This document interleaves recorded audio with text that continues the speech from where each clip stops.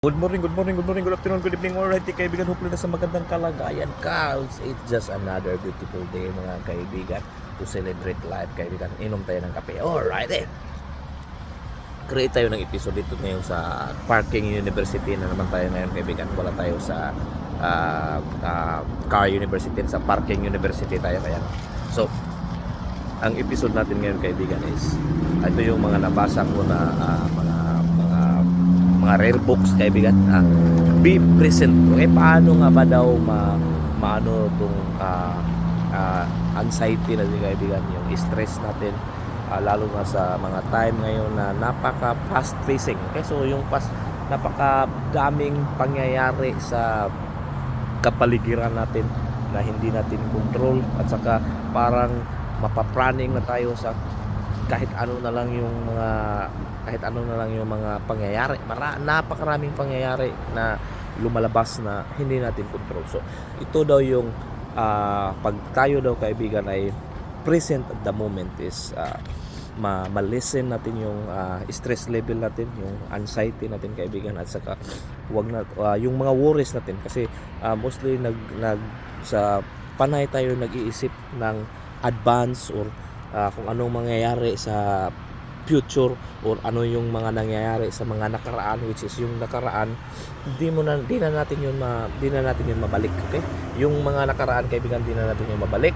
We just need to accept that and move on. At saka yung future din daw kaibigan, may kasabihan doon sa libro na nabasa ko is yung future kaibigan is natin yung control.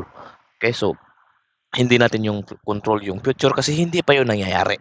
What we can control is yung ngayon kaibigan. Be present. So kung ano yung mga ginagawa natin ngayon, there could be a big impact or effect yan sa future natin kaibigan. Okay, so kaya itong be present kaibigan is napaka simple to simple na bagay na hindi natin natutunan sa elementary, sa high school, sa college, pero kung tayo pala ay present. So, kung saan taman tayo ngayon, for example, ikaw ay estudyante, kung ikaw ay nasa classroom, dapat yung pag-iisip mo or yung focus mo is about sa classroom, nasa klase, hindi about sa inuman sa labas, hindi about yung nasa beach sa labas. For example, ikaw ay nasa trabaho, yung focus daw natin kaibigan. So, during nasa office hours, kung nasa trabaho tayo is trabaho, about sa trabaho, hindi nag-iisip tayo about sa outing, nag-iisip tayo sa ibang bagay na na nasa ibang nasa beach ka, pero kung nasa beach ka na naman kaibigan, yung iniisip mo trabaho. So kung nasa beach ka, nasa bakasyon ka, yung iisipin mo talaga, yung ipo-focus mo is kung saan ka man ngayon. Be present. Kung nasa beach ka, i-enjoy mo yung beach. Kung nasa nagkakape ka kaibigan, i-enjoy mo yung present sa kape. Kung ano yung lasa ng kape, kung anong sugar level ng kape, kung anong timpla ng gatas, para ma-feel mo at saka ma-appreciate natin yung kaibigan, yung buhay, at saka it can lessen sa mga stress daw natin kaibigan. Wow, di natin to matutunan kaibigan sa elementary, high school at college, kasi wala namang subject na ganito. Nasa Parking University lang tayo kaibigan, o Calzada University or Car University. Alright, so be present kaibigan kung saan ka ngayon. Napakaraming worries natin, kung anong mga plano natin sa in the future, hindi daw tayo magwo-worry doon kasi hindi natin yun control, hindi pa yun dumating, hindi natin yun mababago kasi nga hindi pa yun dumating. Yung past, wala na, nangyayari na yun, hindi na natin yun mababago din. So what we can do is yung present ngayon kaibigan, yung present, it could be have a good impact kung ano yung future. Okay, so but wala na tayong magawa. Hindi tayong pwedeng gumawa ng advance sa future kaibigan. So what we can do is only yung present ngayon. Wow, kasi minsan kaibigan, nasa holiday tayo. Ang tagal nating ito yung magandang example. Ilang taon nating pinag-ipunan para lang tayo makapag-holiday sa magandang resort, beach or something like that.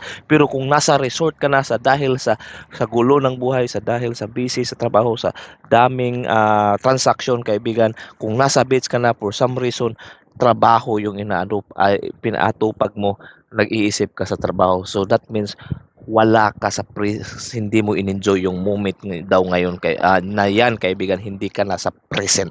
Wow, 'di ba? So ganun ka-importante kaibigan pala yung if feel natin kung anong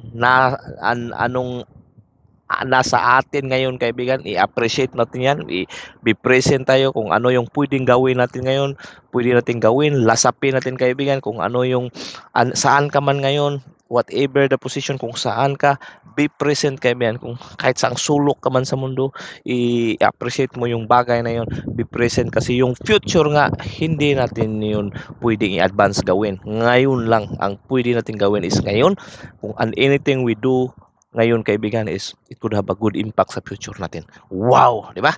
So starting today kaibigan, hopefully may natutunan ka rin dito, hindi ko nasayang yung oras mo.